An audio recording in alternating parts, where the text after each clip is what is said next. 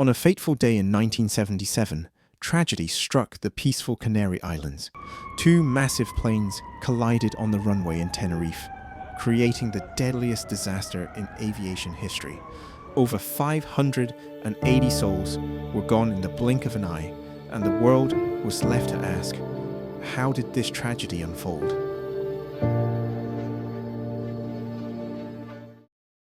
Despite being the safest mode of transportation today, aviation's very nature, with its complexity, high speeds, and reliance on precision, also makes it one of the most dangerous when things go wrong. One of the most tragic examples of this is the Tenerife Airport Disaster, a horrific crash that claimed 583 lives, making it the deadliest aviation accident in history. But what led to this disaster, and what did we learn from it? The disaster occurred on March 27, 1977, at Los Rodeos Airport on the island of Tenerife in the Canary Islands. At the time, Tenerife was a small, relatively quiet airport, but on that day, it was overwhelmed by a massive surge of air traffic. With a terrorist bombing incident at the nearby Las Palmas airport, multiple flights were diverted to Tenerife, turning the small airport into one of the busiest in the world. Unfortunately, this congestion was a deadly factor in the events that followed. The two planes involved in this tragedy were two massive Boeing 747 jumbo jets, KLM 4805 and Pan Am 1736. Both were fully loaded, carrying passengers and crew on their way to destination in the Americas. KLM 4805, operated by the Royal Dutch Airlines, was headed to Amsterdam. Pan Am Flight 1736, a flight from Los Angeles, was bound for New York. Both aircraft were on the same runway in the dense fog, about to become part of history's deadliest aviation disaster.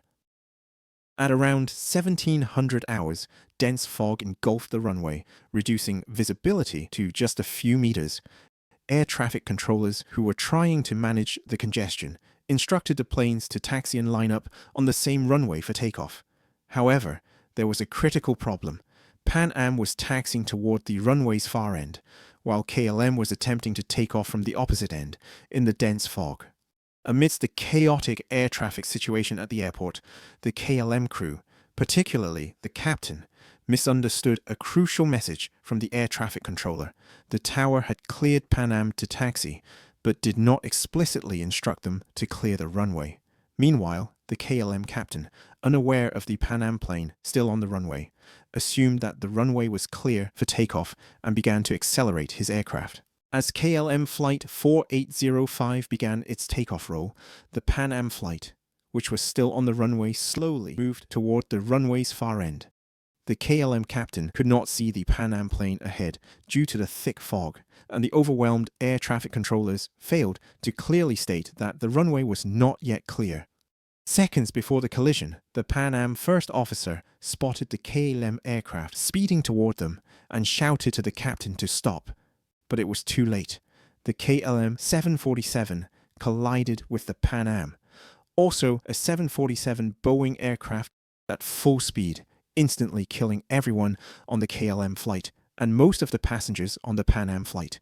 The impact and the resulting fire killed all 248 people on board the KLM plane and 335 people on board the Pan Am plane, with only 61 survivors in the front section of the aircraft. With a total of 583 fatalities, it is the deadliest accident in aviation history. The irony of this disaster is hard to ignore. Both crews were incredibly experienced, particularly the KLM captain, who had over 10,000 flight hours and was considered a top pilot. Despite this, human factors such as miscommunication, overconfidence, and complacency played a deadly role in the event.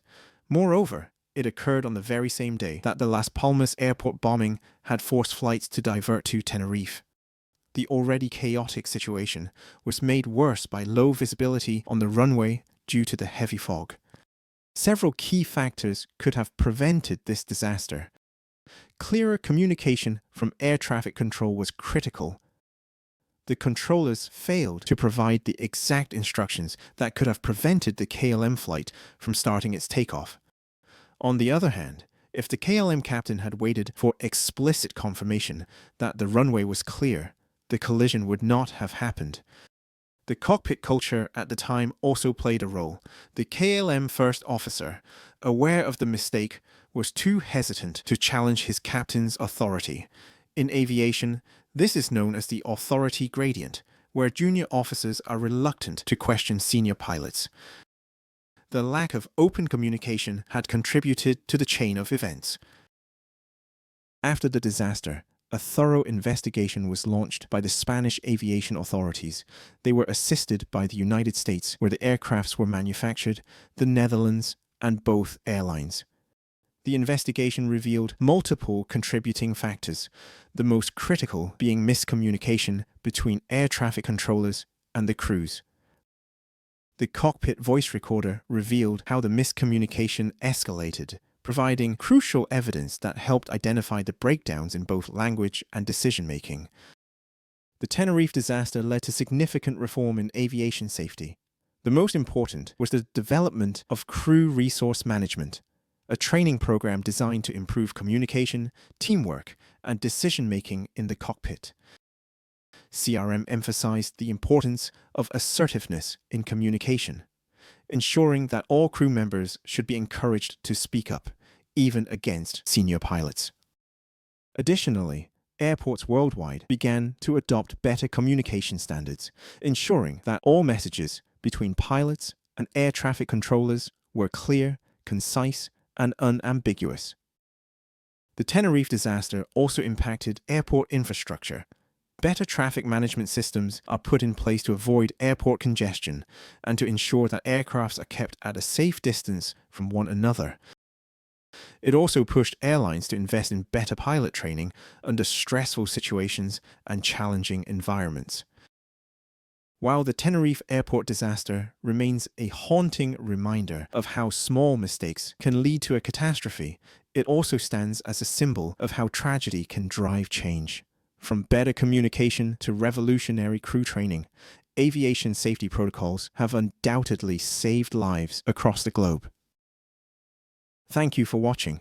If you found this video insightful, please like, subscribe, and turn on notifications so you don't miss any of our future deep dives into history's most impactful events. And let us know in the comments, what other disasters would you like to learn about next? Until next time, stay safe and keep learning from the past.